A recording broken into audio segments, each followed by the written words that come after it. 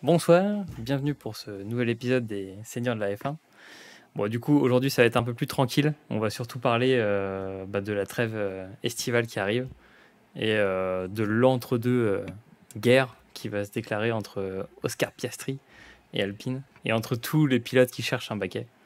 Bonsoir Yo-Yo, comment ça va? Bonsoir, ça va en pleine forme avant notre guerre, notre édition pour la guerre qui s'annonce entre Piastri et Alpine, et puis au sein de Ferrari aussi, il y aura une guerre interne incroyable, donc du croustillant ce soir. Ah oui, ça c'est sûr. Bon, Alex, je vais te dire bonsoir quand même, mais est-ce que tu as envie d'aller chez Ferrari et de passer ingénieur? Bah, écoute, s'ils offrent, s'ils offrent un job pour ça, moi, il n'y a pas de souci. Je suis bon sur F1 2022 pour faire de la stratégie. Je pense, là, ça va être parfait en plus avec la trêve estivale. Il y a le jeu F1 Manager qui va sortir. Je pense que Mattia Binotto va demander à l'ingénieur de s'entraîner un petit peu sur le jeu et de revenir en forme pour la rentrée, quoi. Mais voilà, grosse déception comme d'habitude en tant que gros fan de Ferrari, mais bon, on va voir ce que ça va donner sur le long terme. Ouais, c'est sûr. Bah, Et du coup, toi? moi, très bien. J'apprends que Alonso continue sa carrière. Moi, ça me va très bien, hein. En plus, dans une écurie, bon, j'aime juste le nom, mais au moins, je l'apprécie. Mais non, en vrai, ça fait plaisir. Et puis, pour l'instant, ça fait plaisir qu'au jeu des chaises musicales, nos Français s'en sortent quand même pas mal. Genre, Gasly, il sera maintenu chez AlphaTauri et que Ocon sera maintenu, du coup, maintenant on sait qu'il sera maintenu obligatoirement parce que pour l'instant ils n'ont pas de deuxième pilote. Donc, moi ça fait plaisir. Et puis en plus, je trouve un bon Grand Prix de Hongrie. Et comme à chaque fois, le Grand Prix de Hongrie pour moi c'est le Grand Prix des ingénieurs. Genre, tu prends tout ce que tu sais et tu le fous à la poubelle. Donc, je sais pas ce que vous en avez pensé du Grand Prix, mais en tout cas, moi j'ai bien aimé. Et puis on en parlait juste avant, le, le fait qu'il y ait eu F3, F2, W Series et F1 dans le même week-end, t'en as un peu pour tous les goûts et les couleurs côté, côté divertissement, quoi. Ouais. D'ailleurs, notre chère Chadwick a perdu ce week-end, non Nico? Comment? Elle a perdu, comment elle s'appelle? Chadwick. Ah, Chadwick. Ah, ouais, ouais. Ouais. Ouais, j'ai vu ça. Bah, en même temps, putain, ça aurait été beau qu'elle fasse le perfect de la saison En où elle... chelem. Ouais, Bon, après, elle a fini deuxième, hein, donc exactement. ça va, elle est chill. Et du coup, ouais, qu'est-ce que vous avez pensé de ce week-end de Grand Prix? Qu'est-ce que vous avez retenu, les enseignements? Ou potentiellement, est-ce que le titre est déjà plié, selon vous? Bah écoute, qu'est-ce qu'on a appris? On a appris que pour les ingénieurs Ferrari, c'est pas encore ça, hein, effectivement. Que la stratégie, ça fait tout. On voit Verstappen qui part 10e et qui finit premier avec en plus, en prime, on a l'impression d'être dans un lobby de Formule 1. Il fait un 360, il revient sur la piste, il change les pneus, il se sépare et il finit quand même premier. Donc c'est vrai que là vraiment la stratégie, ça fait vraiment, la différence en tant que Grand Prix. On voit avec George Russell qui a son superbe rythme et Lewis Hamilton qui revient sur la toute fin du Grand Prix, et qui passe devant, vraiment c'est assez fou. Je trouve que aussi le Hungaroring, franchement depuis plusieurs années, c'est un Grand Prix, qui est assez intéressant à regarder avec la pluie aussi qui vient jouer, beaucoup, je trouve. Rien que dans les qualifs, c'est beaucoup plus fun. On a vu un Latifi en FP3, qui arrive premier et un Albon en 3e. J'ai pas regardé le FP3, juste quand vous m'avez envoyé ce message, j'ai cru que c'était vraiment une blague et après j'ai regardé le replay, je me suis dit: «C'est quoi ça?» Donc c'est vrai que j'ai l'impression que c'est vraiment un Grand Prix qui nous remet, qui nous rechamboule un petit peu tout. Et après une course assez intéressante dans le sens où, en fait, c'est vrai que les choix de pneumatiques, ça fait tout. Les ingénieurs aujourd'hui, on ne cesse de le répéter entre nous, hein, les gars, hein. Vraiment, c'est la stratégie, la stratégie, la stratégie, le calcul, des équipes, des ingénieurs. Quels pneus mettre? Comment, préserver ces pneus sur le long terme? On voit un peu la différence aussi de grip, Bah, voilà, surtout quand ils étaient sous la pluie, en fait, ils n'arrivaient pas à trouver l'adhérence, ça ne marchait pas du tout, c'était super froid. Pirelli, hein, on en revient toujours au même. Et donc du coup, en fait, ce qui fait la diff, c'est, bah, la consistance et après aussi, bah, le fait de bien gérer ses pneus sur le long terme.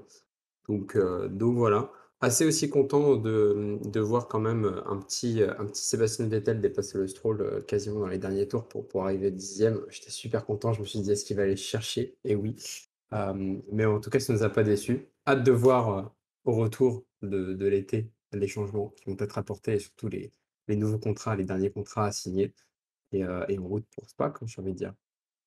Ouais, pour Spa, le Mm. fameux circuit, d- deuxième plus pluvieux quasiment, après le Oui, Grand Prix de ça plus vieux, Budapest. tu peux le dire, dans tous les sens du terme. Ça.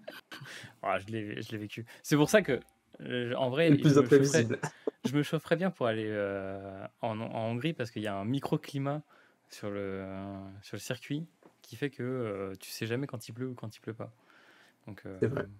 C'est vrai Mm. qu'il y avait eu, je sais plus, 36 degrés la veille avec 50 degrés au sol sur la piste et ensuite, le jour de course, ça a été du 16 degrés dehors et à peine 20 degrés sur la piste, c'est complètement fou, quoi. Et toi, Yo-Yo, qu'est-ce que tu en as pensé de ce week-end de Grand Prix? Est-ce que tu as des enseignements? Est-ce que tu as des courses que tu as préférées? Parce que enfin, que je sais que tu Ouais. regardes aussi la F3, F2. Donc, qu'est-ce que tu as Hmm. un peu tiré de tout ça? Déjà, Cocorico pour notre cher Théo Pourchère, qui a gagné et qui se relance aussi dans la course à la F2. Sinon, ben moi, mon enseignement que je tire, c'est que on peut retourner à l'épisode 2 ou 3 quand je disais que Mercedes allait sûrement revenir sur Ferrari.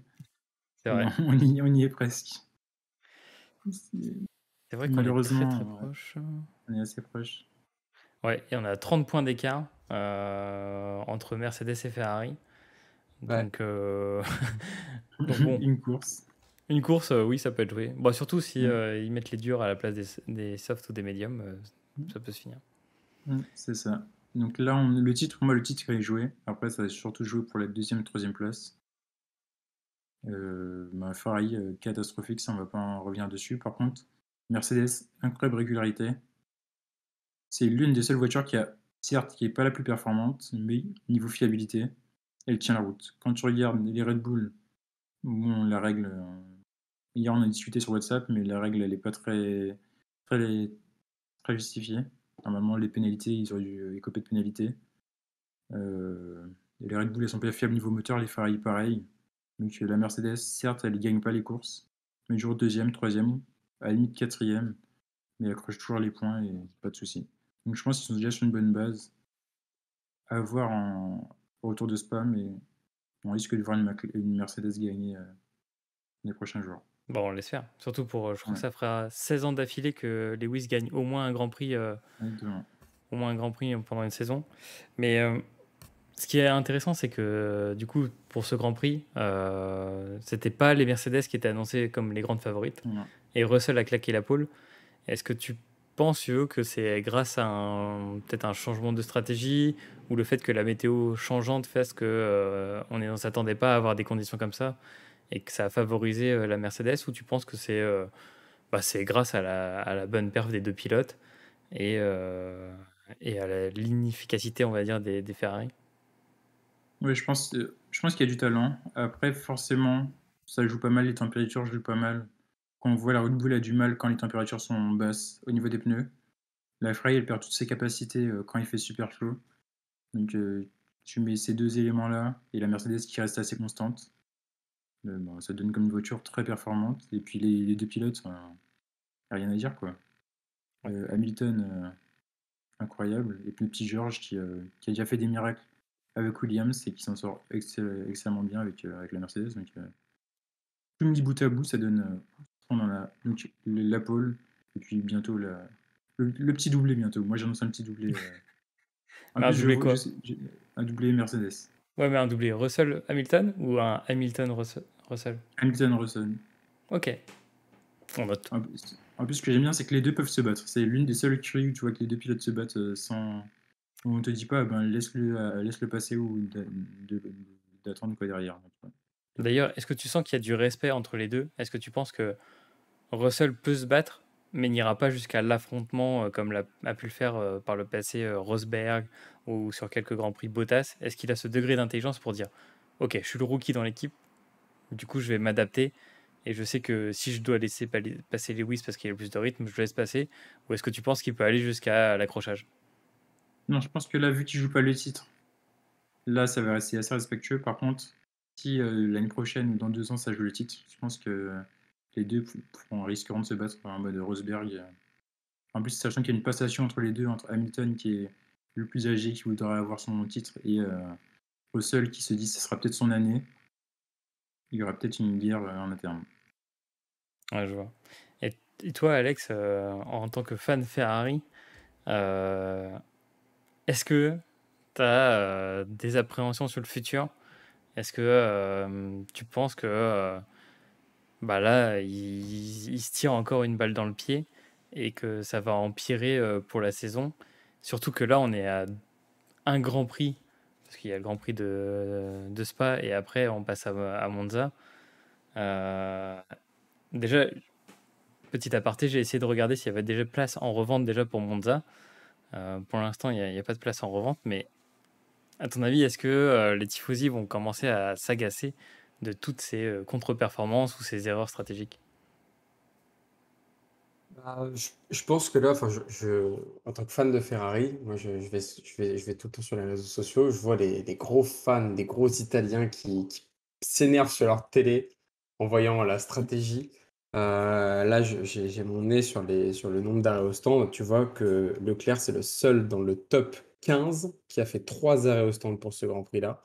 Et après, ceux qui ont fait les 3 autres, c'est les 15 derniers, enfin, c'est de la 15e place à la 19e place. Donc c'est que vraiment là, il y a vraiment un souci quoi en fait là-dessus. D'autant plus que faut pas oublier que là on a Spa, ensuite on a la Hollande, donc Verstappen, et juste après on a Monza. Donc ça va nous faire un choc exceptionnel.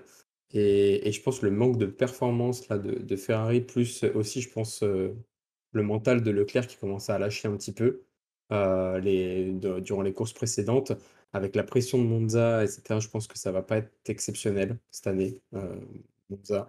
Même là, Leclerc, on le sent complètement démotivé par son équipe, par la voiture, même par lui, qui fait des erreurs qu'il faisait pas du tout avant. Enfin, c'est pas du Leclerc, hein, personnellement, quoi. Et après, on voit un Mattia Binotto qui nous dit juste que bon, bah, c'est normal, en fait, c'était un choc qui a été fait, il faut respecter, c'était comme ça, alors qu'en fait, bah, tout le monde s'est dit, mais qu'est-ce qu'ils font, quoi. Donc, moi, ce qui me fait juste peur, c'est effectivement, comme avait dit Johan, c'est les Mercedes, quoi. Enfin, c'est impressionnant. Je ne sais pas si on pourra retrouver ça, on le mettra peut-être plus tard. Mais en début de chaque Grand Prix, en ce moment, ils mettent un petit peu les évolutions et les gains en termes de secondes depuis le début de la saison. Les plus gros gains, ça a été Aston Martin, je crois que c'est 1,5 secondes avec Williams, enfin, comparé au tout début de la saison.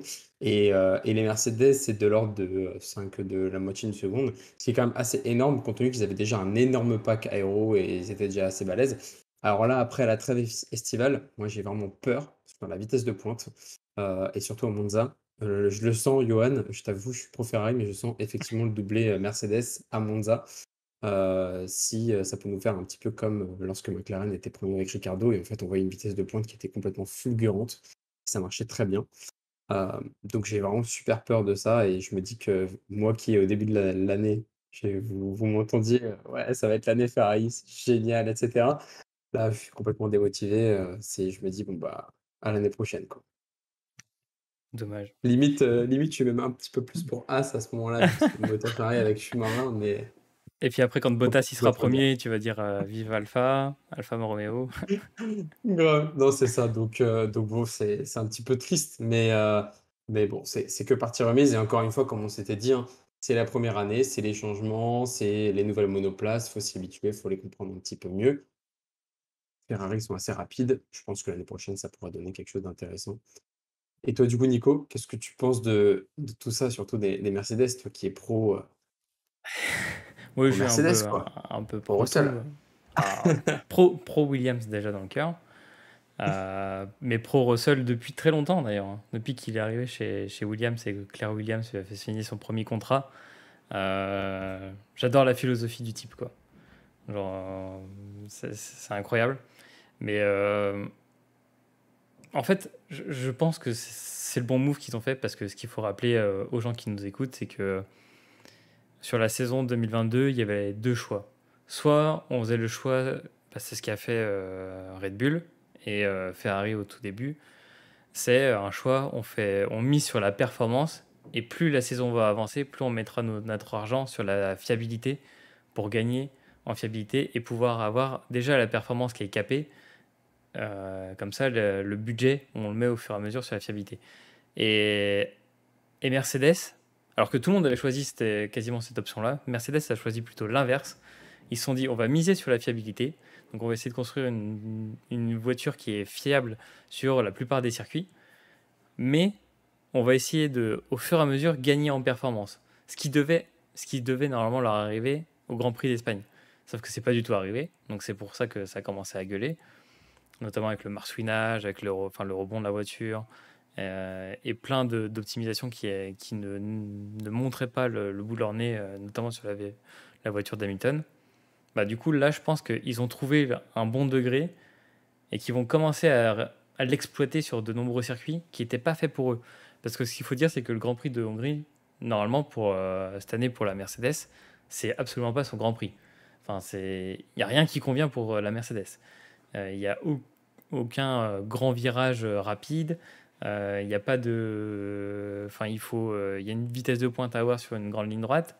Enfin, et là, ils font 2 et 3 sur mais des détails, mais qui font tout, tu vois. C'est une équipe qui pense collective. Tu vois le démarrage de Ferrari, ils ont fait Sainz Leclerc en soft. Donc du coup, ça te dit déjà une part de la stratégie. Ça te dit que tu vas avoir une couille au moment où il faut rentrer tout le monde au stand. Parce que du coup, qu'est-ce qu'on fait? On privilégie l'un, on privilégie l'autre. Mercedes, ils ont préféré mettre Hamilton en soft et Russell en médium. Ce qui fait dire, on va tester la stratégie sur les deux. Et au pire, il y en a un qui pourra carry l'autre en cas de défaillance, en cas de s'ils ont besoin d'aide. Donc le team spirit, je pense, c'est meilleur de chez Mercedes. Et ça fonctionnera comme ça. Et ça s'est vu à la tête de Toto Wolff, qui était hyper content à la fin du Grand Prix. Donc un Toto qui sourit, c'est un Toto heureux, c'est un Toto qui nous rend heureux. Donc moi, je retiens ça. Bah, du coup, moi j'ai une dernière question sur ce sujet du Grand Prix de Hongrie.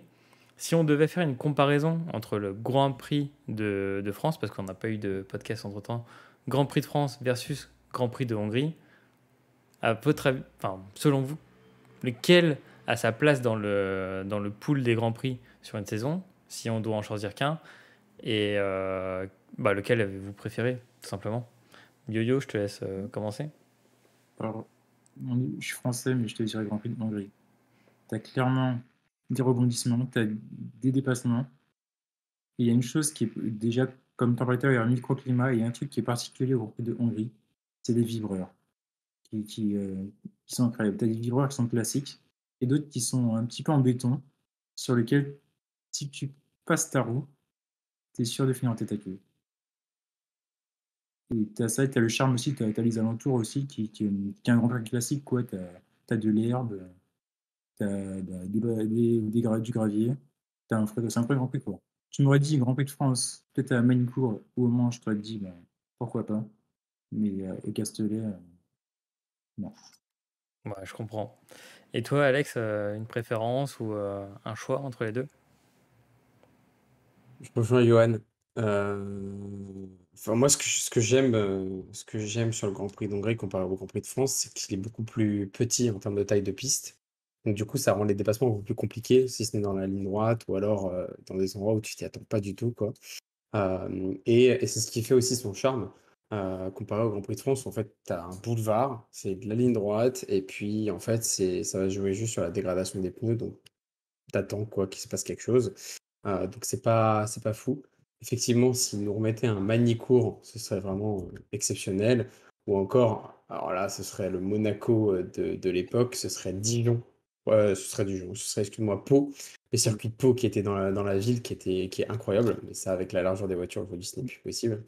Mais rien qu'à Magny-Cours, là, on retrouverait, je pense, les sensations d'un Grand Prix classique avec des virages assez serrés, comme en Hongrie, une petite chicane. Enfin, ça dépend. Et donc mon cœur penche plus malheureusement sur le Grand Prix de Hongrie, comparé au Grand Bah, Prix de France, quoi. d'ailleurs, pour rebondir sur ce que tu dis pour le Grand Prix de Pau, il y avait le Grand Prix de Pau de F4 il y a quelques semaines. Il est disponible sur YouTube, sur la chaîne YouTube de la FFSA TV. Et franchement, très beau à regarder, incroyable. Ok, Ouais, le Grand Prix bon, est on fou, regardera. quoi. Et quand tu vois tourner Ouais, les Porsche en Porsche Cup ou un truc comme ça dans la c'est ville, vrai. c'est mortel. Mais alors là, tu peux pas, comme ce qu'on avait abordé lors de Monaco, hein, la taille de la F1 Exactement, aujourd'hui, la monoplace, c'est c'est trop plus imposant. possible. Mais très beau Grand Prix à Et- regarder en tout cas sur le Grand Prix F4 et était magnifique. J'adore. Ok, bon, on regardera et puis on mettra le lien Ouais. sur les réseaux. Ok, bah merci Et toi, Nico? pour cette partie. Ah, bah moi, oui, c'est vrai que je me suis pas exprimé dessus. En vrai, le Grand Prix de Hongrie, pour moi, le Grand Prix de Hongrie, il a une saveur. C'est celui avant la pause estivale. C'est celui où tu donnes tout. Et aussi, ce côté what the fuck de qu'est-ce qui se passe de la météo. Genre, je regardais sur un radar météo pendant la course, mais il y a du vent dans tous les sens, et du coup, tu sais jamais, t'es ingénieur, tu sais jamais ce qui se passe. Tu sais jamais si le nuage il va arriver, donc du coup, tu te dis, ah merde, va y avoir de la pluie dans 10 minutes. Ah bah non, il a changé de l'autre côté. Et ça, c'est fou. Et moi, il y a un truc que j'adore, c'est les dépassements qu'ils arrivent à se faire sur le choix entre est-ce que je fais la plus courte distance ou est-ce que je fais tout l'angle d'un virage. Bon, je parle notamment, là, on le voit sur, euh, sur la page que j'ai mis, le fameux virage dans le premier secteur où il est en U, et ben tu as, un système où soit tu passes à l'extérieur et tu arrives à prendre de vitesse ton concurrent sur la réaccélération, soit tu joues justement le côté j'essaie de prendre la corde et de bouffer l'autre. Et ça on l'a vu trop plein de fois.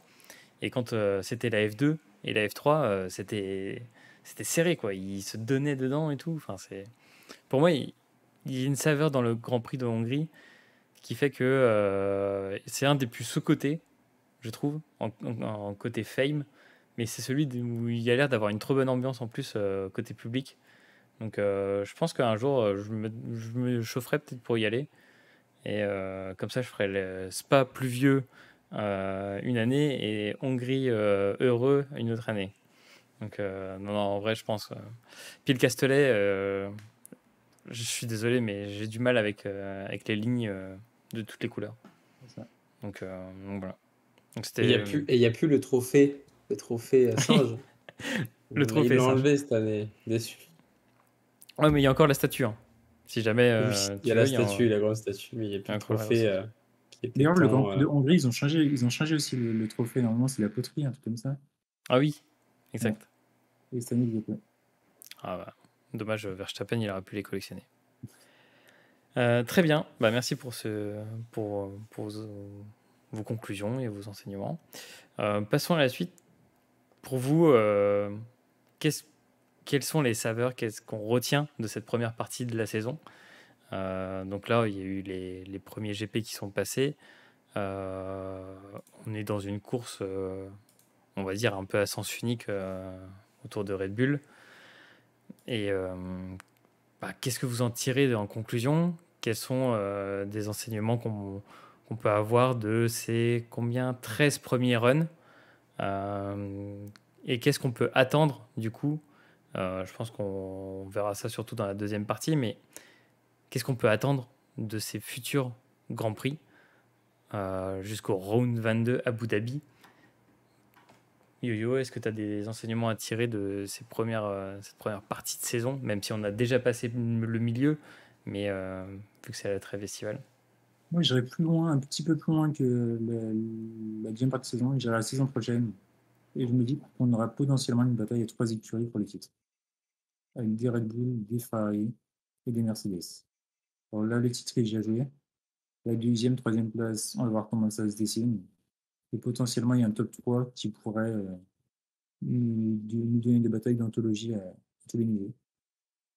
Parce Ok, que si tu as un Ferrari qui est au top du top, et sans conneries, ça rivalise avec Red Bull, et Mercedes qui revient en forme, comme on évoquait tout à l'heure, ils ont misé sur la fiabilité, ça progresse petit à petit. Et je pense que l'année prochaine, ils seront prêts à le battre pour le titre. très bien. Est-ce que Après, ouais. est-ce que tu as des grands prix que tu as aimés? Est-ce que tu as des grands prix de déception? Tu disais d'ailleurs bataille à 3 écuries pour l'année prochaine, mais par exemple, là, en regardant vite fait, on voit que sur les 13 premiers grands prix, dans le top 3, il n'y a eu il y a eu que Norris qui est autre pilote que Ferrari, Red Bull et Mercedes dans le top 3. Est-ce que du coup tu peux en tirer un enseignement de ça et est-ce que tu as des grands prix que toi tu retiens et ou au contraire est-ce qu'il y en a qui t'ont déçu? Alors, je pense pour moi, ce que je retiens le plus niveau Grand Prix, c'est celui qui vient de se passer, parce que tous les autres Grands Prix, tant qu'il y a eu une petite saveur où il se passait quelque chose, tu étais obligé d'avoir soit de la pluie, soit de la safety car ou virtual safety car. Sans ça, malheureusement, ben, on disait que les voitures se suivaient pas, se suivaient et allaient suivre. Ouais. On ne l'a pas vu. Et donc pour moi, c'est clairement, moi, c'est la déception que j'ai cette année, c'est que on nous a vendu quelque chose, on n'a pas de vraie bataille, sauf s'il se passe quelque chose, sinon tu te trouves qu'un leader qui a 20 secondes d'avance, un deuxième et troisième pareil, donc c'est assez compliqué de dégager quelque chose, une tendance. Après un Grand Prix qui m'a déplu, mais moi je pense que les Grands Prix sous la pluie, ou les qualifs, en tout cas pour l'instant on a plutôt des qualifs sous la pluie, c'est toujours été les plus intéressant. Moi les qualifs ont été plus intéressants à regarder, bon après c'est généralement plus intéressant à regarder que les Grands Prix. Ok. Et après, ouais, un midfield. Après, je pense que comme chaque année, tu auras un midfield, comme tu disais, Norris, c'est toujours le seul pilote à avoir fait un peu de jeune. Je pense qu'il y aura toujours le midfield avec McLaren, Alpine, et après, peut-être As, mais après, on passe au fond de grille, quoi. Ouais, je vois. Et toi, Alex, une question, qu'est-ce que tu retiens de la première partie de saison? Est-ce que tu as des grands prix que tu as aimés, d'autres que tu as moins aimés? Et qu'est-ce que tu attends de cette seconde partie de saison ou de la saison d'après, comme le disait Yo-Yo? Alors moi, je trouve que je rejoins un petit peu Yo-Yo dans le sens où en fait cette première partie de saison, elle fait que répéter les années précédentes. On a toujours ce décalage énorme de ce qu'on nous avait promis qui n'allait quasiment plus exister. Quand on voit que là, dans le dernier Grand Prix, tu as les 7 premiers qui suivent et ensuite tu as un tour de retard sur le reste du peloton, c'est pas normal quoi. Les 3 quarts de la grille se font dépasser par Verstappen, c'est complètement aberrant. Je trouve que là, d'ici cette fin de saison, je m'attends quand même à voir pas mal de tests, pour certaines écuries, qui ont encore beaucoup à apprendre. Je pense notamment, tu vois, à AlphaTauri, donc l'écurie junior de Red Bull, qui, sont un petit peu en galère avec le nouveau moteur Red Bull. Red Bull leur a balancé le moteur et en mode débrouillez-vous, quoi. Donc je pense qu'ils vont faire encore pas mal de tests. Ils ont la chance d'avoir Gasly aussi qui teste un peu certaines choses. Tsunoda, c'est un cas particulier qui fait que gueuler quand ça va pas et puis c'est tout. Mais je pense que voilà, il y aura quand même les écuries plutôt en fond de grille, ils font pas mal de tests. On voit aussi Williams qui teste une voiture sur 2 avec celle d'Albon qui copie un petit peu celle de enfin l'aspect de la Red Bull et cetera pour un peu voir pour l'année prochaine ce qui pourrait être bon de faire, quelques éléments qu'on peut garder. Et je pense pas que ce sera révolutionnaire d'ici cette fin d'année. Donc le classement est assez fait.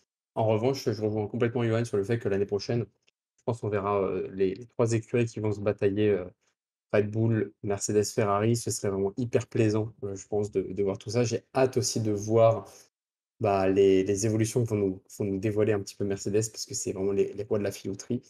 Et après en termes de circuit, bah, je trouve, effectivement qu'on n'a pas eu, on a eu pas mal de déceptions. Je pense à Miami, ça a pas été folie.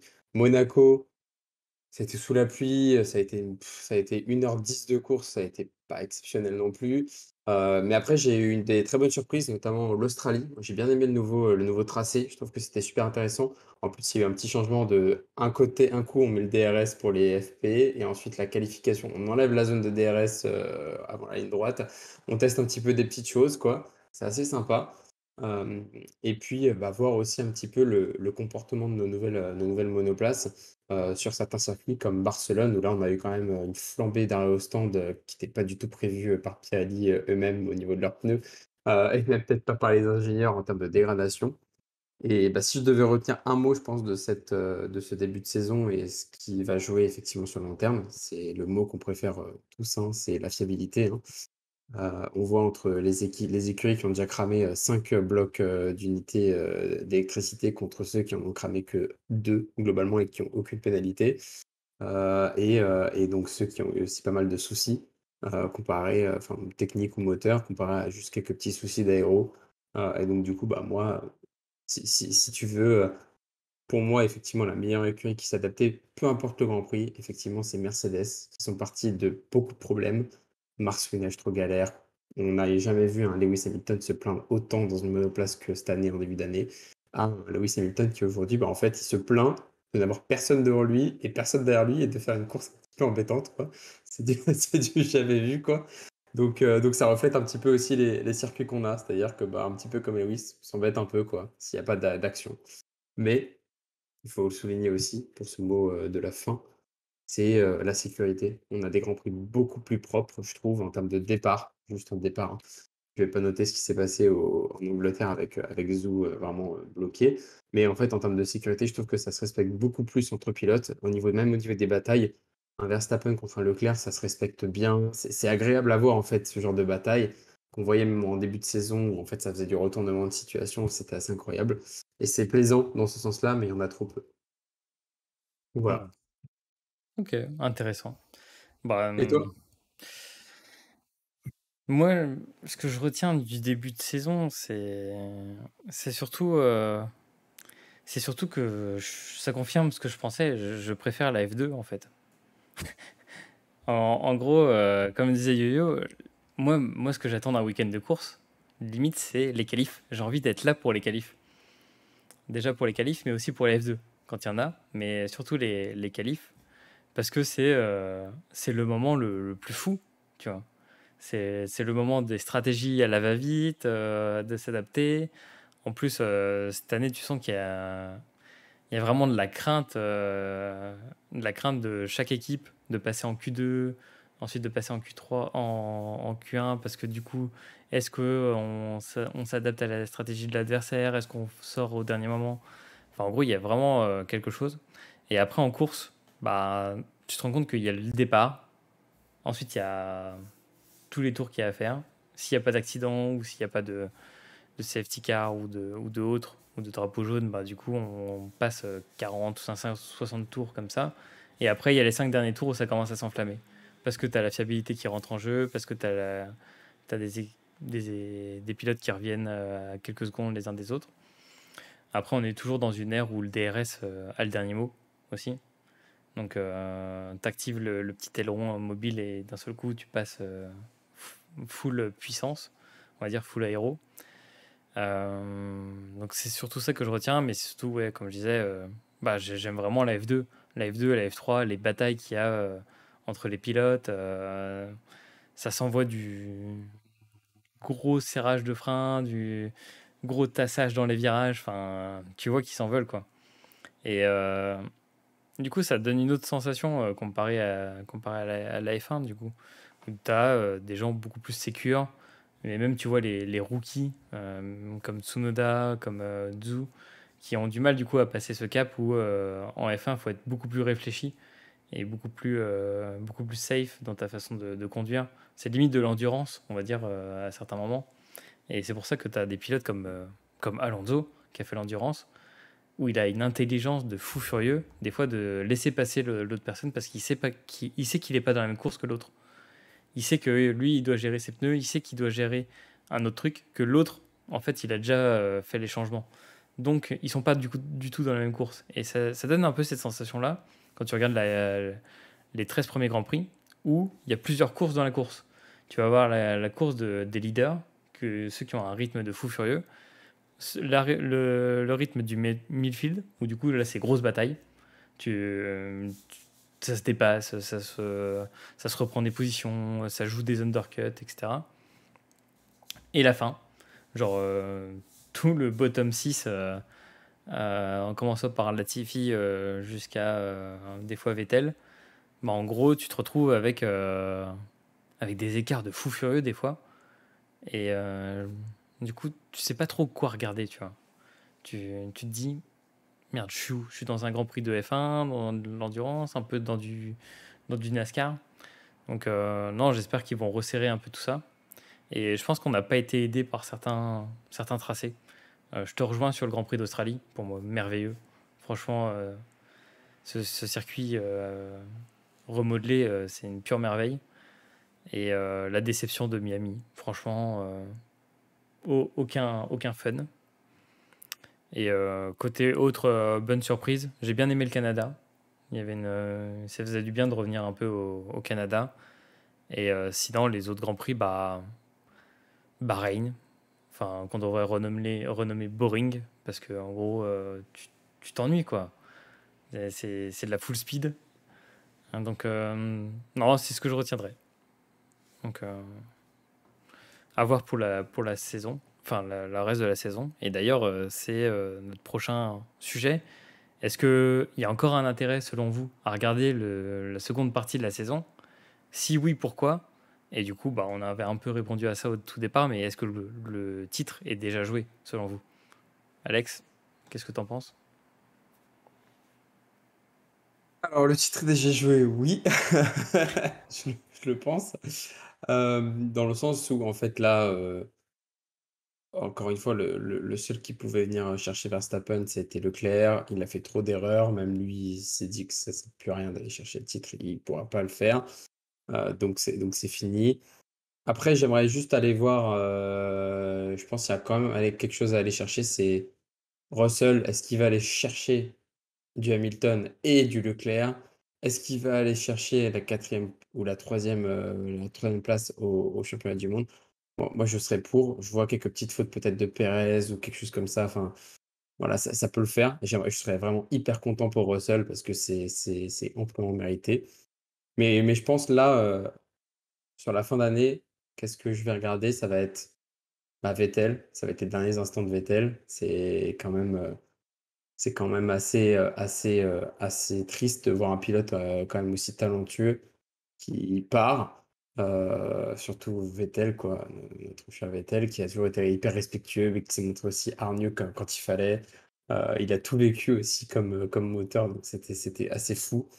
Et aussi, moi, ce que je vais regarder, je pense, de plus près, ça j'aime bien maintenant me mettre dans le cockpit, c'est du Alonso. Franchement, quand il y avait au Grand Prix d'Angleterre, quand il y avait la bataille entre Hamilton, Perez, Leclerc, on regardait que les trois, et d'un coup, il y a la caméra qui s'éloigne en hélico, et on voit Hamilton, et on voit Alonso qui est collé derrière en mode Hello, bonjour, j'arrive, je viens avec une petite Alpine concurrencer un petit peu les gros. Moi, je trouve ça complètement fou que Alonso aussi nous claque des temps en qualif ou des choses comme ça. Avec la Alpine, ça nous montre vraiment aussi, comme tu disais, l'intelligence du mec et sa capacité aussi à s'adapter. Et je pense que sur cette fin d'année, comme on a un petit peu notre train-train quotidien, je vais plus me mettre dans sa monoplace, voir un petit peu son Grand Prix, profiter des petites batailles qu'il va avoir au fur et à mesure avec les pilotes, et voilà. Ok, intéressant. Et est-ce que dans les 9 qui nous restent, est-ce que tu as un Grand Prix que tu as absolument envie de suivre ou plusieurs, hein, d'ailleurs? Suzuka, c'est le retour. Suzuka, ça m'a manqué. C'est long, c'est de longues lignes droites, ces enchaînements de virages à pleine balle. J'ai juste hâte de revoir ça. Parce que à regarder, c'est hyper impressionnant. En plus, avec l'angle des caméras et la vitesse que vont prendre les monoplaces cette année, ça va être complètement fou. Je pense que c'est le Grand Prix que j'attends le plus. Quand l'année dernière, on a eu de nouveaux Grands Prix qui ont été introduits, je trouvais ça quand même génial. Mais là, le retour du légendaire Suzuka, ça rappelle aussi certains souvenirs. Mais ça fait aussi du bien de voir un petit peu ce tracé, surtout qu'en plus, je crois qu'ils attendent quand même beaucoup de spectateurs à Suzuka. Déjà que là, en Hongrie, il y avait 260 000 spectateurs, ce qui est quand même assez fou. Je crois que le record, d'ailleurs, cette année, ça a été l'Australie avec les 400 000 spectateurs. Enfin, c'était complètement dingue. Et à Suzuka, ils attendent aussi une flambée de personnes. Trop hâte de voir ça et surtout aussi de voir un petit peu l'émission d'avant avec les gens qui portent leur chapeau ou leur casquette avec des maquettes de F1. Il y en a beaucoup au Japon, donc t'as hâte de voir ça. Ouais, ça c'est le côté fun. Et toi, Yo, est-ce que pour toi déjà le titre est joué, même si tu as déjà un peu répondu au tout départ? Et Le titre est surtout, joué. est-ce que pour toi il y a un intérêt à regarder les 9 prochains Grands Prix? Et pareil que pour Alex, est-ce que tu as un Grand Prix que toi tu attends tout particulièrement? Alors, pour moi, le titre est joué à 100%. c'est vraiment, je pense qu'il faut vraiment qu'un truc improbable se passe pour que Verstappen perde le titre. Soit constructeur aussi, ce sera Red Bull. Là, il n'y a pas photo non plus. Et après, ouais, ce sera. Bon, je pense que l'intérêt sera déjà regarder qui va finir deuxième, qui va finir troisième. Et puis la bataille du midfield aussi. Il y a une belle petite bataille entre Alpine et McLaren à suivre.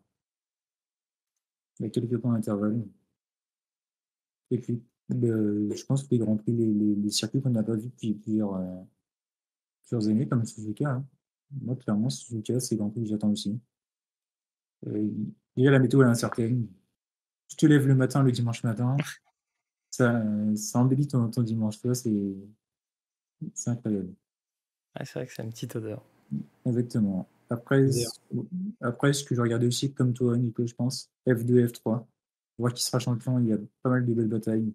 Donc à suivre plus attentivement que la F1. En sachant qu'il y a une place chez Alpine qui est en train de se jouer en F2, je pense, vu Ouais, ce qui ça, vient de c'est se vrai. passer. Donc, je pense que il y a pas mal de choses à suivre, malgré. Certes, le titre est joué. Mais déjà, tu as la passion qui est là. Et tu as aussi les à côté, les autres places qui sont encore en jeu. Ok, intéressant. Et bah, du coup, pour donner un peu mon ressenti sur ça, euh, pour moi, le titre est joué en pilote. Je, je sens un Checo Pérez qui va fail sur la seconde partie de saison. Et là, sans prévenir, une petite remontée de Mercedes. Bon, ça fait beaucoup, hein. Ça fait 130 points à remonter. Mais j'y crois. J'y crois, j'y crois. Et après, je vois bien Alpine prendre quand même le devant sur McLaren. Ma seule prière va à Williams. Il faut qu'on dépasse ces 20 points, s'il vous plaît. C'est obligatoire. Et il faut que Aston dépasse Alpha et peut-être As. J'y crois. Ils peuvent avoir les évolutions technologiques qui va pour. Et bah, je vous rejoins. Il faut suivre jusqu'au bout. De toute façon, j'ai envie de dire, nous, on sait qu'on n'a pas le choix. On va le suivre par passion. Je te rejoins, Yo-Yo, sur le fait que F2, F3, je vais continuer à suivre. Surtout qu'il faut rappeler en fait aux gens qui nous écoutent que celui qui va gagner le Grand Prix, celui qui va gagner le titre de F2 ne pourra plus rester en F2. En gros, en F2, quand vous gagnez le championnat, vous partez de la F2. Vous ne pouvez pas être double tenant du titre de F2. Donc, en fait, il va forcément avoir une place qui va se libérer en F2, peut-être pour un potentiel F3 qui va arriver, enfin, un bon pilote de F3. Mais c'est surtout que, du coup, ce pilote de F2 qui sera titré, bah, il sera obligatoirement soit promu en F1, soit en pilote de réserve, soit il change de catégorie. Mais du coup, c'est là où on a une bataille qui est intéressante entre Pourcher, qui est français, on en parlait lors du dernier épisode, et Drugovic, brésilien, il me semble. C'est ça, Yo-Yo? Ou Alex? Ouais, c'est ça. Ouais. Et enfin, pour regarder la F2, moi j'aime beaucoup le style de Drugovic et j'aimerais bien le voir en F1 la saison prochaine. Peu importe l'issue de la saison, mais j'aimerais beaucoup voir Drugovic batailler dans une bonne monoplace et potentiellement, vu que j'aime bien Williams, dans une Williams qui sera devenue bonne, je vous l'assure.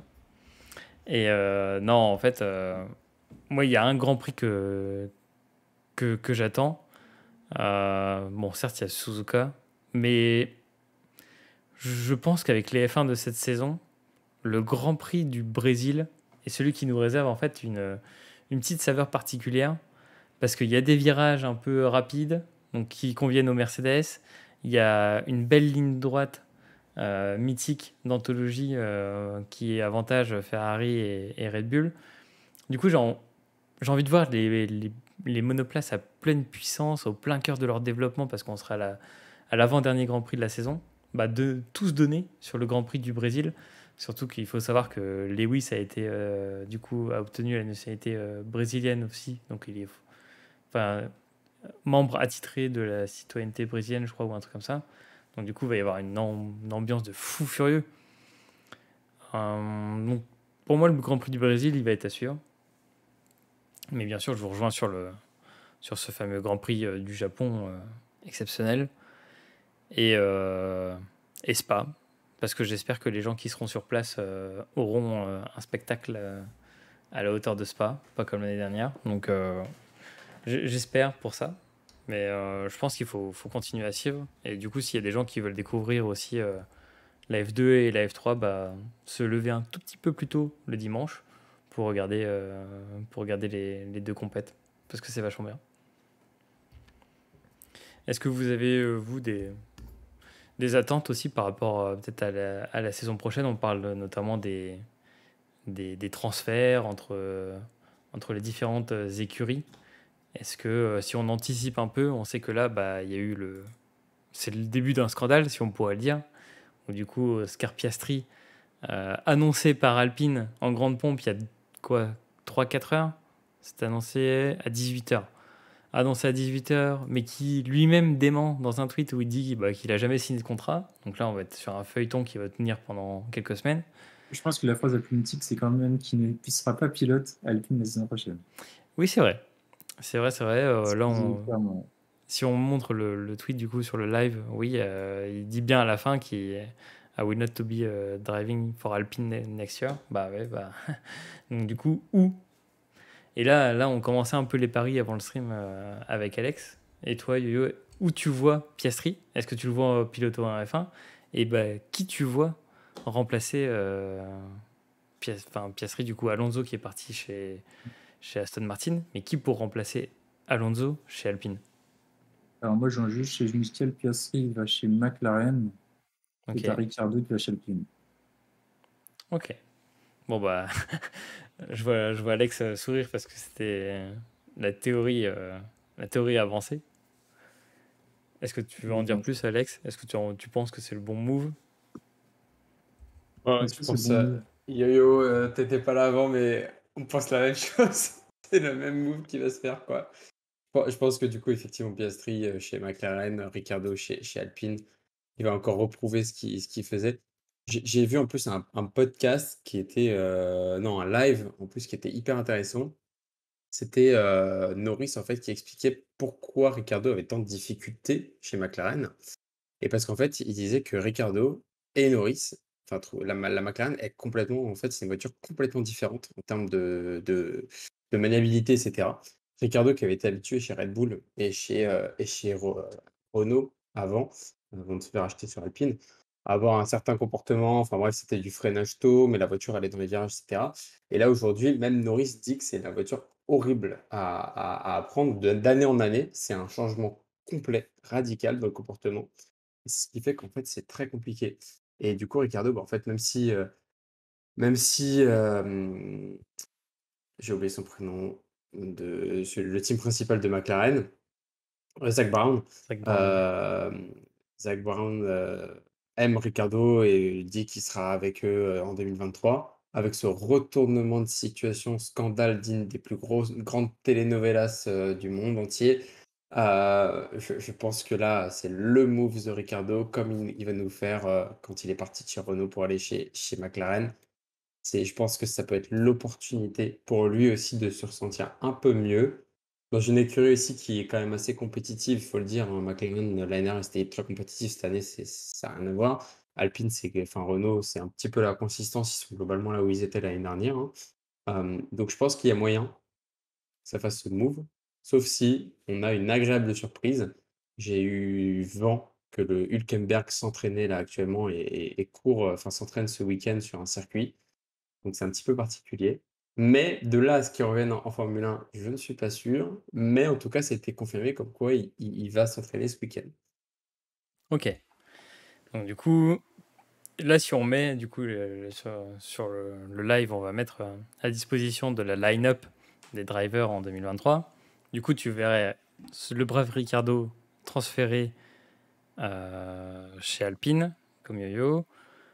Et du coup, Piastri remplacer Ricardo chez McLaren. Donc là, on résume. Là, du coup, on a deux teams. Qu'est-ce qu'on fait? Où vous voyez par exemple Mick Schumacher? Mick Schumacher, vous le voyez où?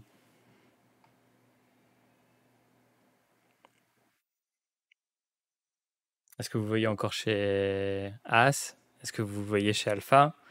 Est-ce que vous le voyez chez Alpha Romeo, Alpha Tauri ou le move improbable Williams? Est-ce que tu as T'as un avis peut-être, Yo-Yo? Alors moi, vu qu'il est chez Ferrari déjà, je pense qu'il restera forcément dans le giron Ferrari. Après, aller chez Alpha, c'est possible, mais il faut voir comment ça se passe de leur côté. Parce que je pense que tu as quand même une place chez Alpha pour pas cher, peut-être pas à la fin de la saison, mais dans 2 ans. Ok. Donc Donc, si tu mets 2 jeunes, certes Schumacher, il aura de l'expérience, mais je pense pas qu'il aura encore l'expérience nécessaire pour être top team, enfin leader d'un team. Je pense pas qu'il passera directement par Alpha. Après, chez As, je vois bien continuer chez As. Tu as une bonne dynamique qui s'installe avec lui. Tu as aussi Magnussen qui est là, qui justement est là où tu lui permets d'apprendre, de bons conseils. Et As, je pense que As, dans les prochaines, allez, pas cette saison, mais peut-être dans 1 ou 2 ans, aura acquis assez de maturité pour remonter, justement, peut-être se battre, pas pour le titre, mais 4 ou 5e place. ok.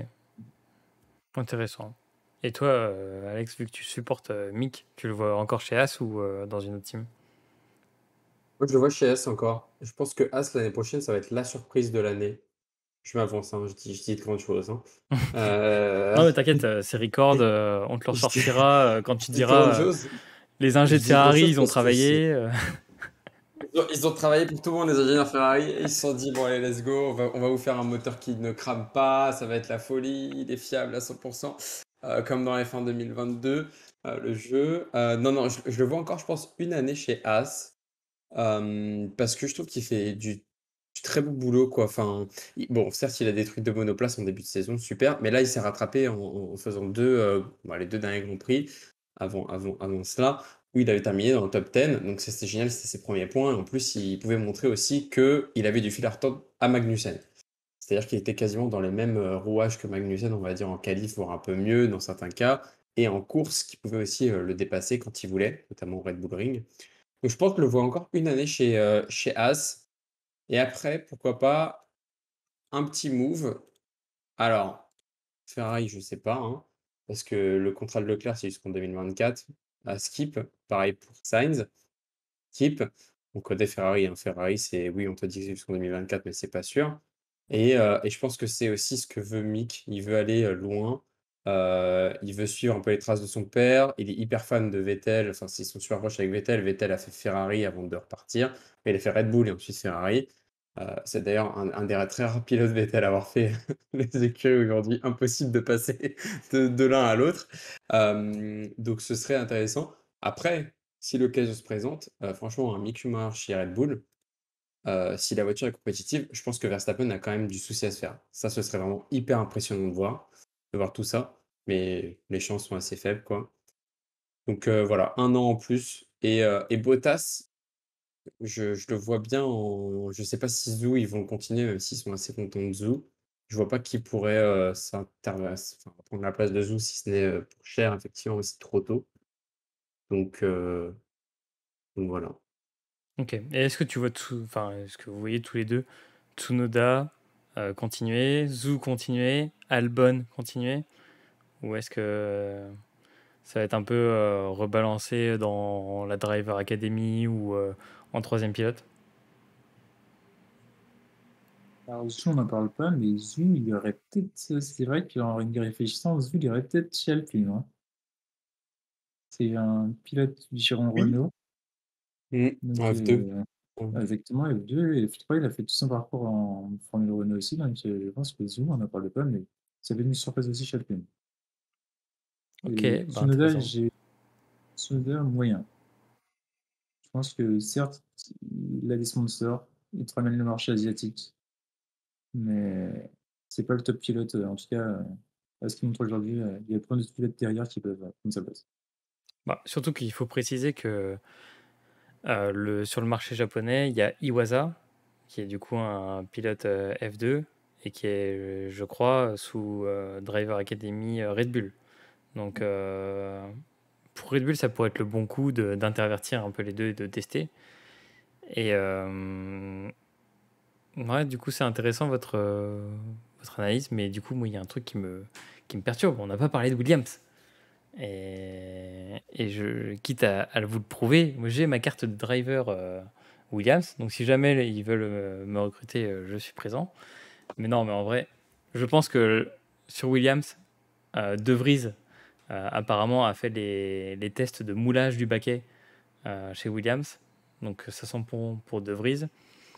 Et moi, j'aimerais qu'il y ait un bon driver qui arrive côté, côté Williams, comme un Drugovic ou autre, et qu'on ait une belle line-up de jeunes qui aille jusqu'au bout. Justement, tu penses pas que c'est un peu tôt, justement? Ce serait pas mieux d'attendre un an que Williams monte, justement, et se batte peut-être un peu plus avec les autres teams et d'avoir deux bons drivers plutôt que pas de. Tu vois, un De Vries qui arrive chez Williams et qui lutte avec la voiture.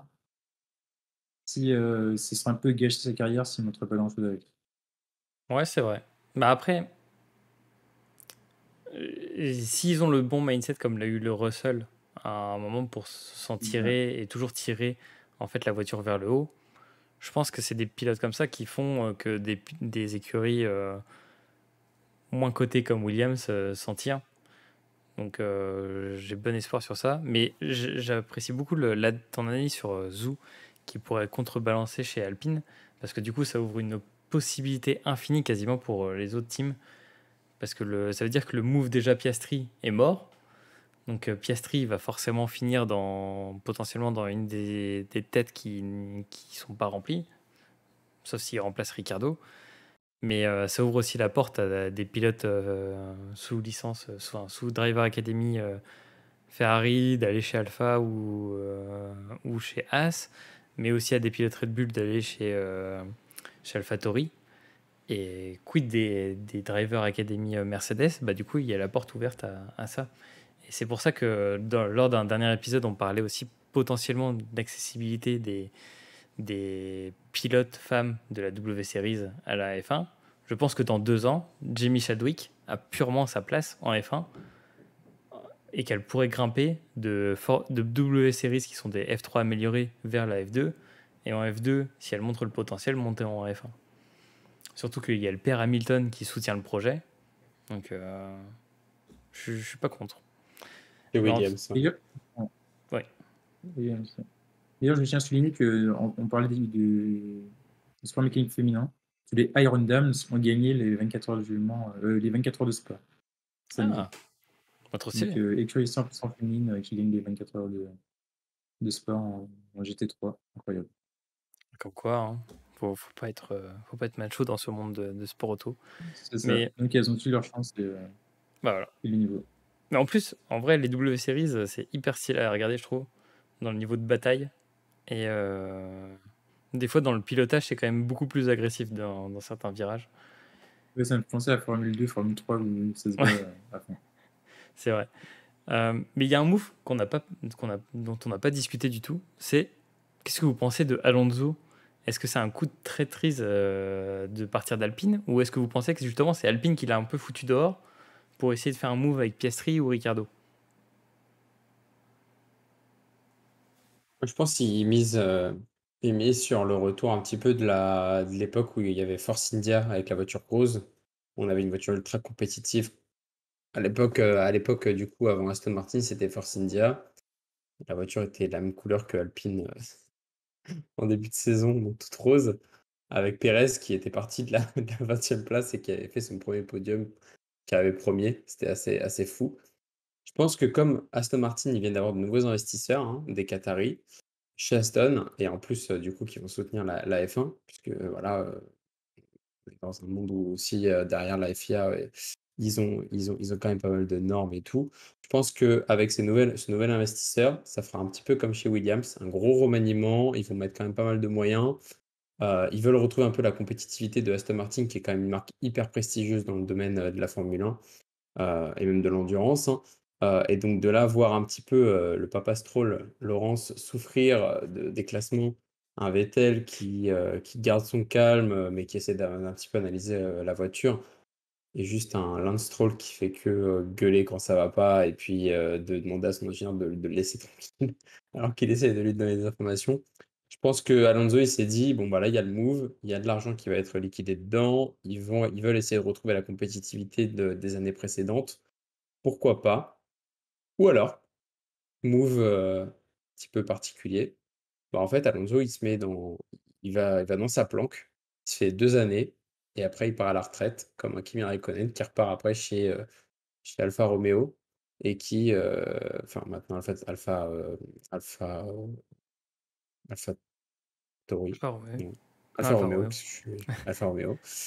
La chaleur me fait dire des choses, et qui après part, donc pourquoi pas? Parce que quand même Alonso, je crois que du coup, c'est le pilote le plus vieux en Formule 1. Enfin, c'est la personne qui a fait le plus de saisons, le plus de grands prix. Ça fait 20 ans qu'il fait de la Formule 1 quand même, le gosse, heu, pas rien.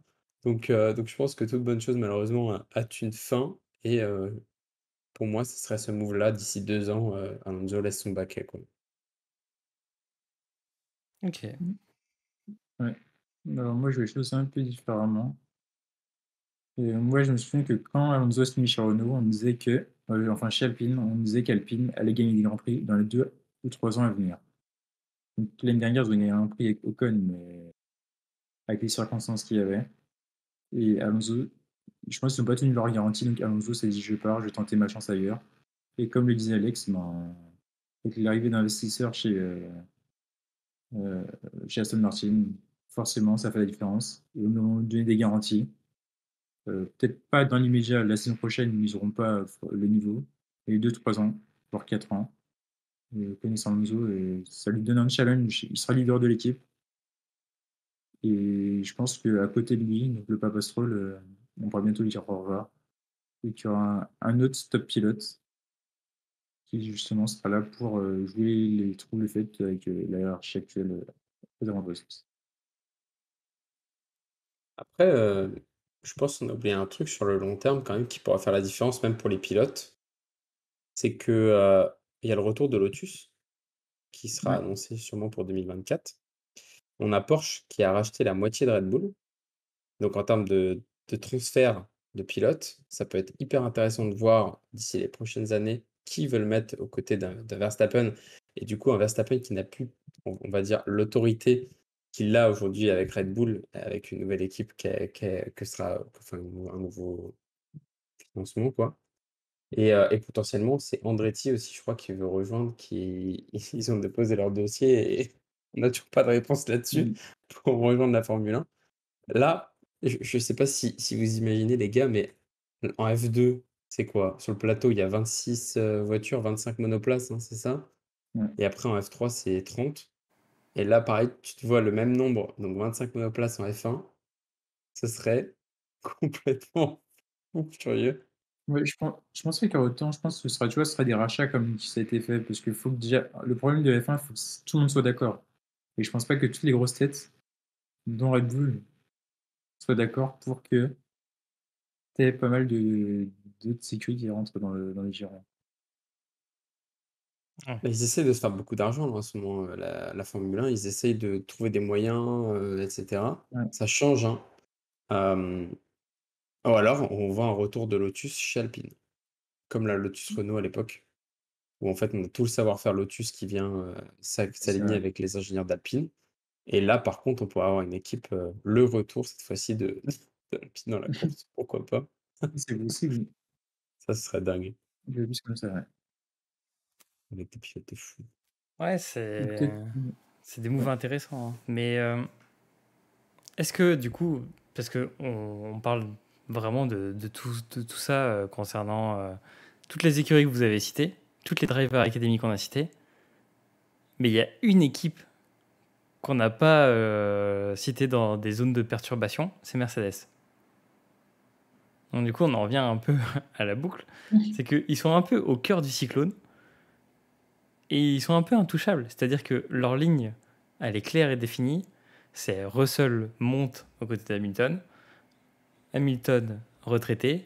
Russell prend la place. Et après, ils font monter un De Vries, etc. etc.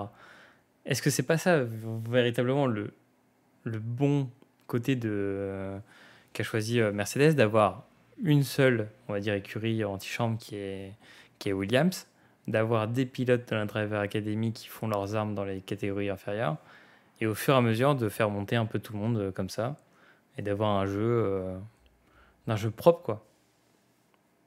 Je sais pas ce que vous en pensez, mais est-ce que c'est pas ça justement le bon mouvement de Mercedes? Moi, je pense que c'est le move de Mercedes, c'est la stratégie idéale. En plus, même si tu t'es pas pilote, regarde De Vries, par exemple, il est pas pilote F1, mais il va jouer le titre en Formule E. Donc on lui donne comme le potentiel, certes, de pas être mis en avant F1, mais dans d'autres catégories de gagner aussi. Je pense que après, certes, tu as Williams qui contrebalance avec le fait que c'est pas, tu joues pas les avant-postes, mais si tu arrives à te montrer chez Williams, comme je disais, c'est c'est du gagnant-gagnant pour level up chez Mercedes. Et ouais, c'est Ouais. vrai que Mercedes, c'est la seule écurie dont on ne parle pas parce que tout est cadré. Et Ferrari, ils vont prendre des pilotes, soit ils iront en Ferrari, soit ils vont faire des transferts. Red Bull, tu sais comment ça se passe, mais ça reste quand même un jeu de chaise musicale qui est assez particulier. Et après, tu as le reste Mais qui complète. mais il y a un truc aussi qu'on n'a pas précisé, c'est jusqu'où ira Christian Horner, qui est un peu le dernier garde-fou de la décision. Je sais plus comment il s'appelle, le décisionnaire de chez Red Bull, mais celui qui dirige un peu les deux entre Red Bull et AlphaTauri, qui décide un peu de tout, du sort de chaque pilote. Et c'était lors d'une interview, il racontait que un jour il peut t'aimer et le lendemain t'as fait une mauvaise course, il te destroy quoi. Et en F2, il s'est passé ça avec de nombreux pilotes où il dit ils sont formidables, ils font une contre-performance sur un Grand Prix et ils ont perdu la licence Driver Academy Red Bull quoi. Donc t'as aussi ce Je pense côté qu'on l'a un déjà peu. vu en F1. On l'a déjà vu indirectement avec Gasly et Albon. Ouais, oui c'est vrai. Et du coup, est-ce que du coup Perez peut payer les pots cassés de ça? Admettons qu'il fait une deuxième partie de saison vraiment pas terrible. Qu'est-ce qui va se passer par rapport à la suite de son parcours chez Red Bull? C'est ça un peu, tu vois. Ouais. Moi, je dis Joker, il aura sa troisième saison. La saison dernière, c'est lui qui donne le titre à Verstappen. Donc forcément, il y aura une troisième saison pour se sauver. En plus, Pérez, il a signé jusqu'en 2024, donc en fait aussi, il est safe Ouais. derrière.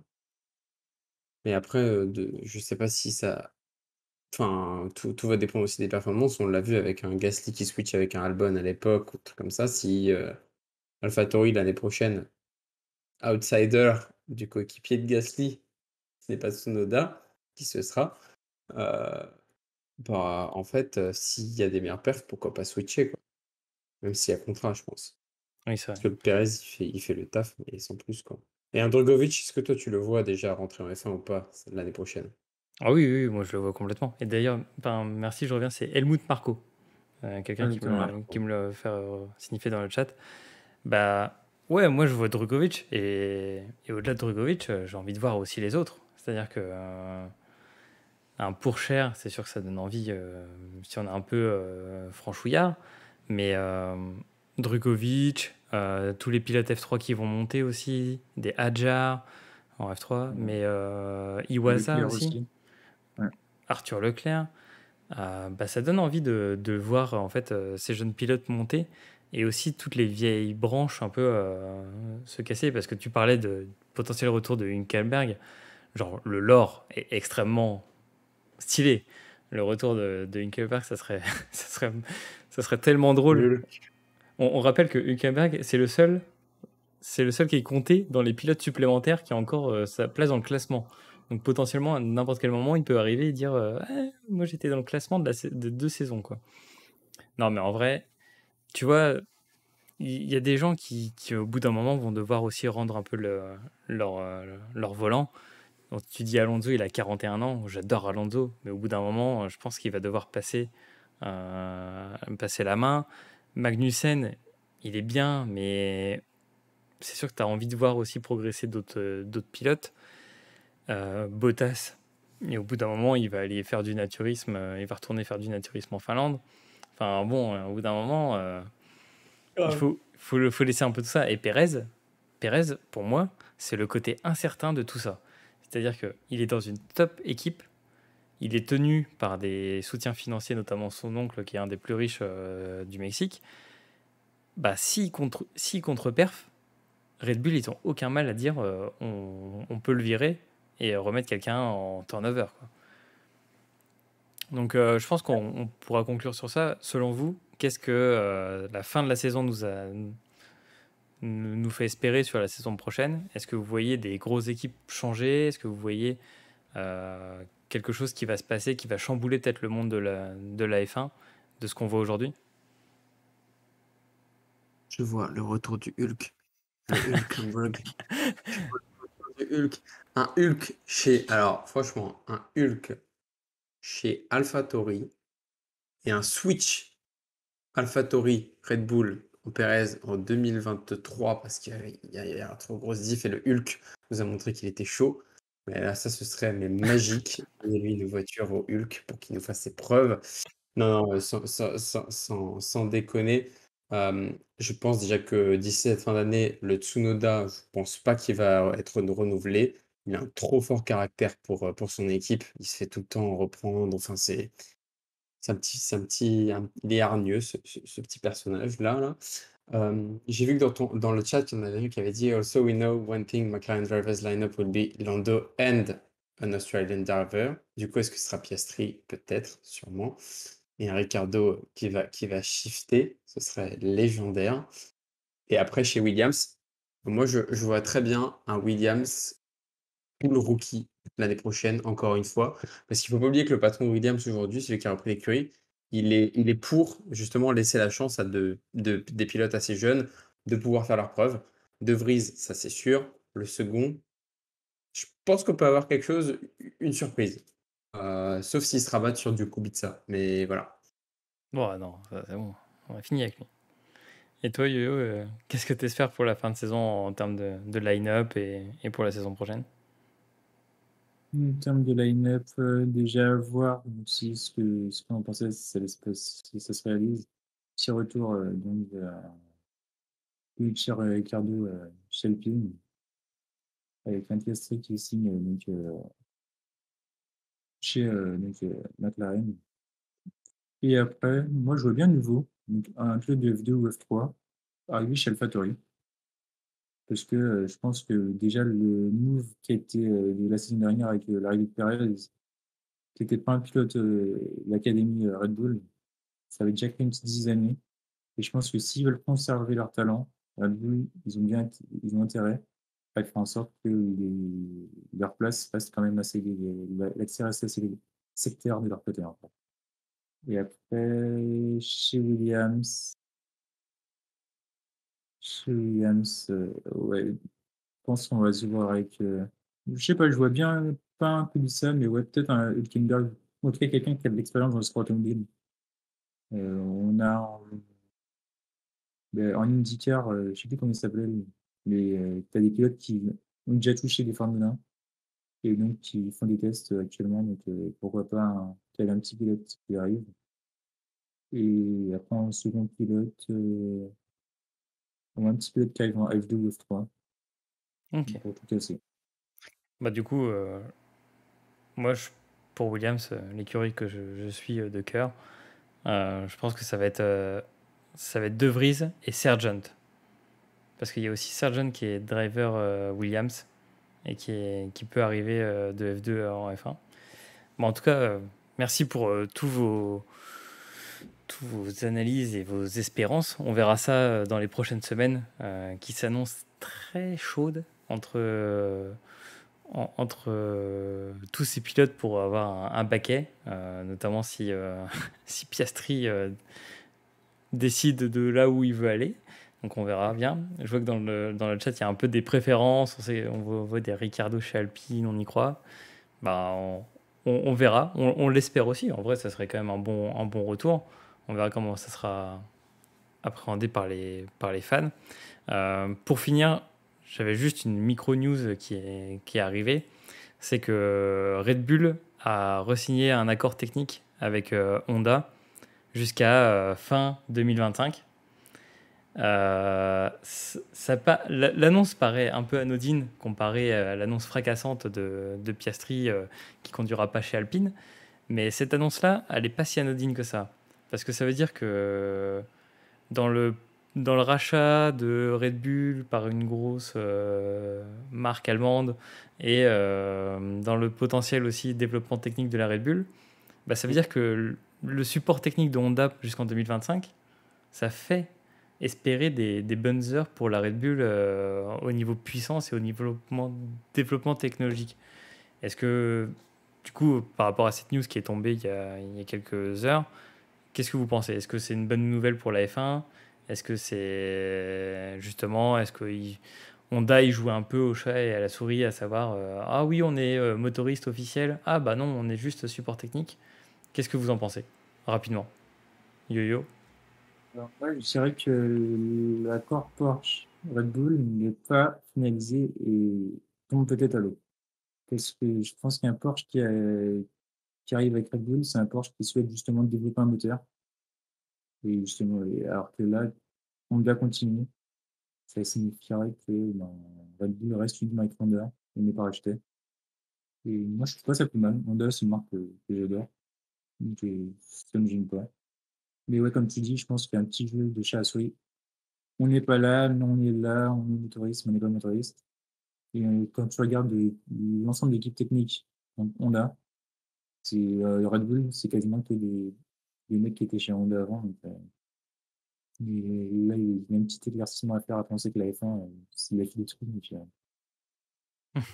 pas de, pas de- je pense que de ce côté-là, pas de souci.